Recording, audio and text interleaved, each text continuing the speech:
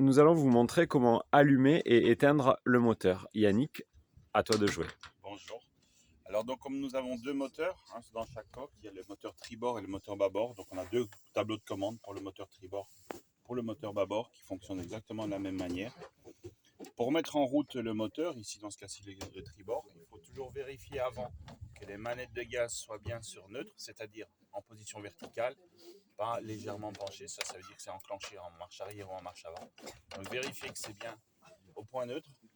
Ensuite, vous avez sur le bouton de droite, sur le haut On Start, vous appuyez une première fois, vous allez avoir une alarme qui s'allume, qui indique que on est bien branché. Voilà, simplement un clic. Et puis je réappuie comme un démarrage voiture. Voilà. Et à ce moment-là, quand ça tourne, on voit le contour qui se met en route au ralenti. Et on a donc le moteur qui tourne et l'alarme qui est éteinte. Et là, on est prêt à partir. À ce moment-là, pour mettre en marche avant, tout simplement, j'enclenche et je passe le premier cran. En marche arrière, j'enclenche en tirant et je passe le premier cran puis je mets des gaz. Dans le cas où vous voulez recharger les batteries sans faire route moteur, il y a moyen de donc faire tourner les moteurs et de mettre un petit peu de gaz pour recharger la batterie. Ce que vous devez faire, c'est appuyer sur le bouton noir quand vous êtes sur neutre fortement et en maintenant appuyé, poussez la manette de gaz, vous allez voir, il n'y a plus de résistance du tout. Et voilà, je mets un peu de gaz et je fais à peu près 1200 tours minute, ça suffit et ça va bien recharger les batteries.